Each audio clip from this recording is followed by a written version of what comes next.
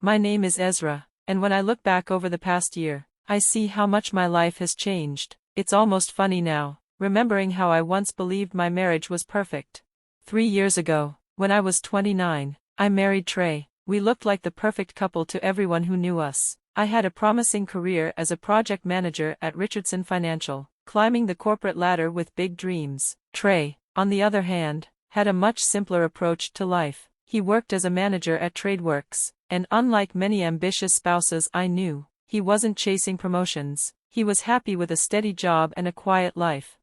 Trey would come home early most evenings, often cooking dinner before I got back from work. I earned more than him, but he never seemed to mind. In fact, he took pride in my success. Every Friday, he would greet me with a warm smile and say, "Honey, I made your favorite pasta tonight."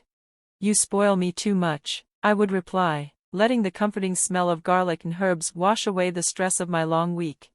Our life was full of little routines and shared dreams. We had a joint savings account, steadily growing as we worked toward buying our dream home. We had saved over $400,000, but we knew we needed more. "We'll have our own place soon," Trey would say as we scrolled through real estate listings together, curled up on the couch. "Just another year of saving," I'd agree, picturing the home we would build together.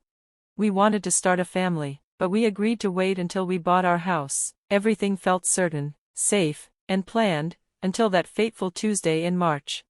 The day started like any other, but by the evening, my whole world had fallen apart. I was in the middle of an important presentation at work when the room suddenly started spinning. My vision blurred, and I heard my name called before everything went dark. When I woke up, I was in the emergency room. The sound of beeping machines filled the space around me, and concerned faces hovered nearby. A doctor with graying hair stood by my bedside, speaking gently but firmly. "Mrs. Zoya, we need to run more tests, but the initial scans show a mass in your brain."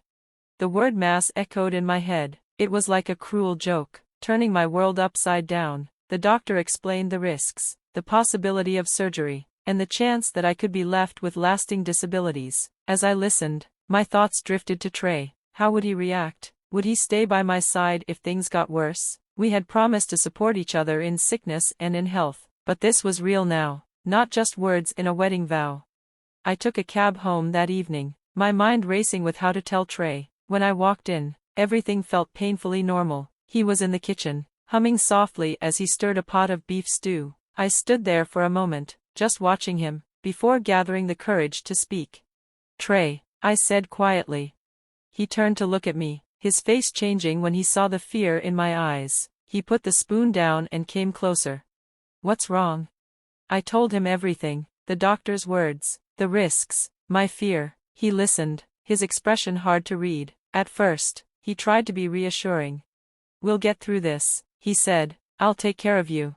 But as the days passed, I started to see the cracks in his confidence. My mother flew in to help, staying with us to support me during my treatments. Trey grew distant. He insisted that he could take care of me alone, but his actions told a different story.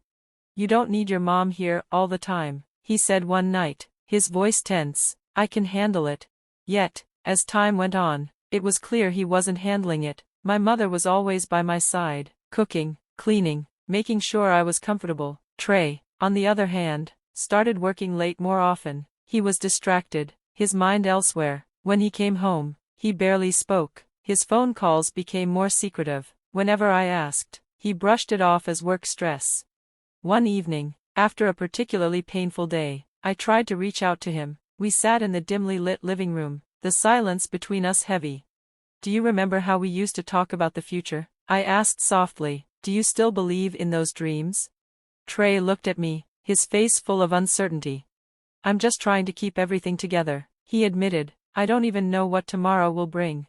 His words hurt, but they also opened the door to a conversation we had been avoiding. That night, we talked for hours, about our fears, our struggles, and our future. He confessed that he felt lost, unsure of how to be the husband I needed in this situation. I admitted that I had been holding in my own fears, not wanting to burden him. It wasn't a magical fix, but it was a start. We realized that if we wanted to make it through this, we had to face it together, as a team. My mother would stay for a while longer, and Trey would try harder to be present. It wouldn't be easy, and we didn't have all the answers, but for the first time in weeks, I felt like we had a chance to find our way forward, together. The house was drenched in memories, too many to count. Some were warm and comforting, but others carried a pain so deep it made my chest tighten. Coming back here was both a relief and a burden, but I had nowhere else to go. My mother, my rock and my safe haven, welcomed me back without hesitation. She had always been there for me, offering the same open arms she had extended when I was a heartbroken teenager crying over my first love. 3 months had passed since the divorce, and during that time, I had undergone the surgery that had been planned for so long. It was a success, the doctors had assured me it would be, and they were right. The tumor was removed, and my body immediately began the process of healing. Each day, I felt stronger, slowly becoming the person I used to be before sickness and heartbreak took over my life. My mother took care of me in those weeks of recovery. She was my anchor, just as she had always been, but something was different. She seemed more tired than usual, and I noticed the way she would pause between movements, as if every task required more effort than before. One evening, as we sat together in her cozy living room, sipping tea, she reached out and took my hand. Her touch was warm but firm, her expression serious yet gentle. "Ezra, sweetheart, I need to tell you something," she began, her voice carrying a weight I hadn't heard before. "I've made a decision about my future. I found a wonderful nursing home, Sunset Gardens. It's peaceful, the staff is excellent, and I've already taken care of all the costs." I stared at her, stunned. "Mom, why would you do that? You don't need to go to a nursing home. I can take care of you."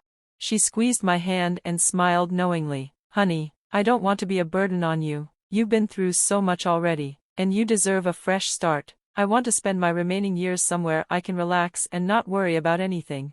"Mom, you're not a burden," I protested, my throat tightening. "Let me finish," she said gently but firmly. "I've thought this through. Ezra, the house is yours now, everything in it, along with my savings, about $960,000. It's all yours so you can start fresh." I wanted to argue, to insist that she stay, but I knew that look in her eyes. When my mother made up her mind, there was no changing it. A week later, I helped her pack up her things and move into Sunset Gardens. The facility was beautiful, filled with gardens, friendly staff, and plenty of activities. She genuinely seemed happy about her decision, and for that, I was grateful. Once she was settled in, I returned to what was now my house. The silence was strange, but for the first time in a long while, I felt a sense of peace. No more fighting, no more stress, just quiet. I could finally breathe again. Life continued, unfolding in its strange, unpredictable way. About a month after my mother moved into the nursing home, I was having lunch at my favorite cafe when a familiar voice called my name. "Ezra, is that really you?"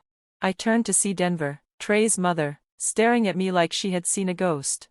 "Hello, Denver," I said, motioning for her to sit down. She did, still looking shocked.